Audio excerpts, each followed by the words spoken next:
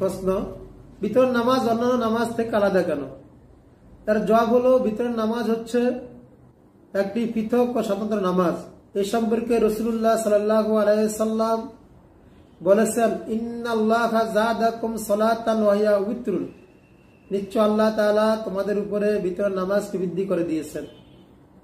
সূরা মুস্তানিম আজম 173 পৃষ্ঠা। 2 নম্বর প্রশ্ন, বিতরের নামাজে তৃতীয় রাকাতে সূরা ফাতিহার সাথে অন্য সূরা মিলানোর পর আবার নিয়ত বাঁধা লাগে কেন এবং দোয়া কুনুত কেন পড়তে হয়? না, এটা আবার নিয়ত বাঁধা লাগে না, বরং এটাকে বলা হয় উল্টা তাকবীর পড়তে হয়। তারপরে এটা হাদিস শরীফে বর্ণিত হয়েছে। সাহাবায়ে কেরামদের আমল আর একটা হিকমত বর্ণনা করা হয় যে উল্টা তাকবীরটা কেরাত শেষ হওয়ার ইঙ্গিত স্বরূপ, অর্থাৎ এর দ্বারা কিরাত ও দোয়ার মাঝে পার্থক্য করা হয়। জান আব্দুল্লাহ ইবনে ওমর রাদিয়াল্লাহু তাআলা আনহু আন্নাহু কানা ইয়ারফাউ বিয়াদিহি ফি কুনুতিল উতরি, মুসান্নাফ ইবনে আবি শাইবা।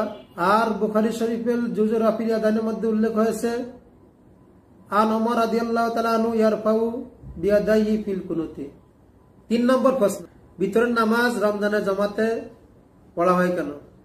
বিতরের নামাজ রমজানের জামাতে পড়া হয় রাসূলুল্লাহ সাল্লাল্লাহু আলাইহি সাল্লাম এবং সাহাবীদের আমল, তাবে তাবিন এই পর্যন্ত অদ্য পর্যন্ত ধারাবাহিকভাবে এই আমল চলে আসছে।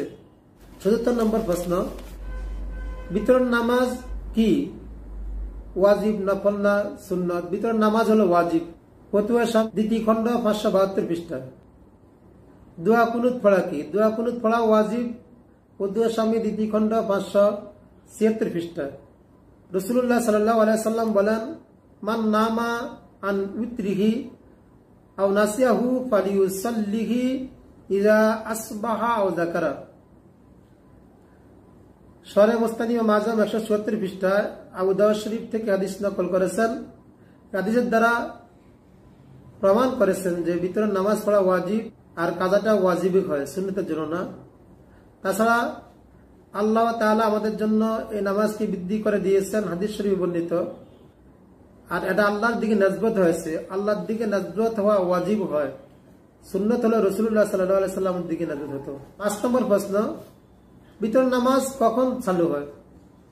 এ ব্যাপারে প্রসিদ্ধ কোনো মাস বছর পাওয়া যায়নি, তবে রাসূলুল্লাহ সাল্লাল্লাহু আলাইহি সাল্লামের আমল দ্বারা বোঝা যাচ্ছে এটা তাহাজ্জুদের সাথে প্রথমে মিলিত ছিল। সেই হিসাবে তাহাজ্জুদের অধ্যায় এটাকে বর্ণনা করা হয়।